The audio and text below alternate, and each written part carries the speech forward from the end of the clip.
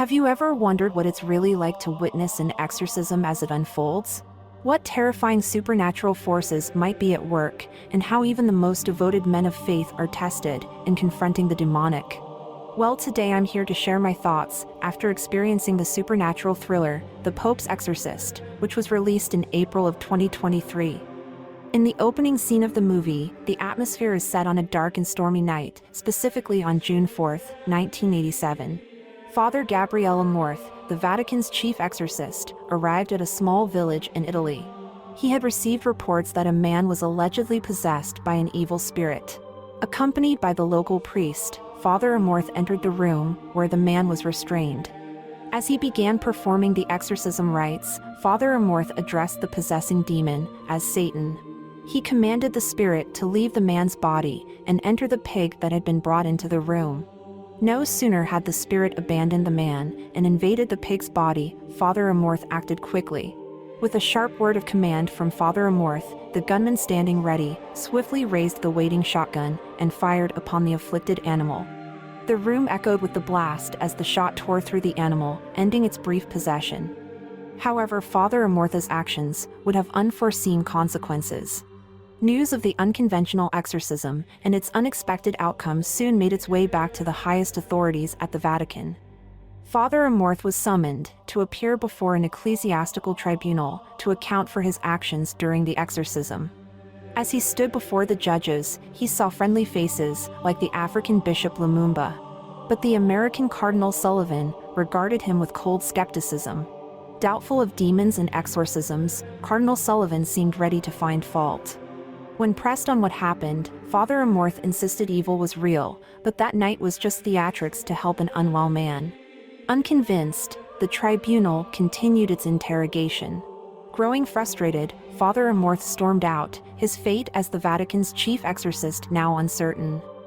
Following the controversial exorcism, Pope Francis tasked Father Amorth with investigating a possible case of possession abroad. He was to travel to Spain to investigate claims of demonic possession involving a young boy named Henry.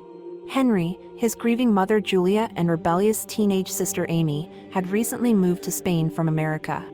They had inherited a mysterious old abbey from Henry's father, who died along with Henry's presence in a terrible car accident. Ever since, the traumatized Henry had not spoken a word. Henry's mother Julia hoped the change of scenery would help her son heal. But strange events at the abbey only seemed to worsen Henry's condition. The workmen renovating the property fled after a fire of sinister origin. Then Henry began behaving bizarrely with inhuman strength. Tests found nothing physically wrong with the child. When Henry chillingly asked for a priest, Father Escobel responded to the call. Yet Henry assaulted the local clergyman, insisting "You're the wrong priest."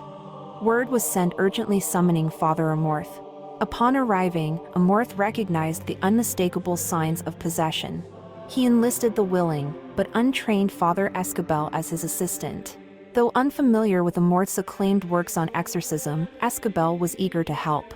However, the novice struggled at first when Henry cruelly provoked him.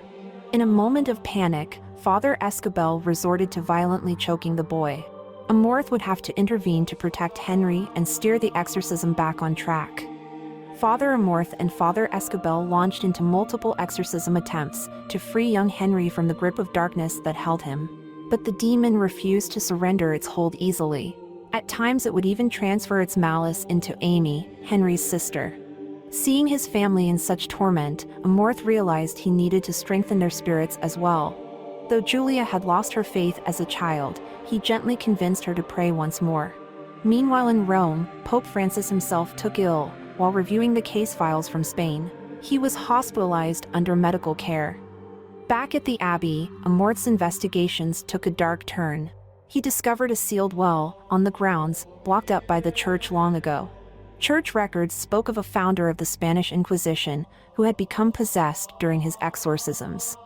This allowed the demon to infiltrate the highest levels of the church and carry out terrible acts, including launching the deadly Inquisition.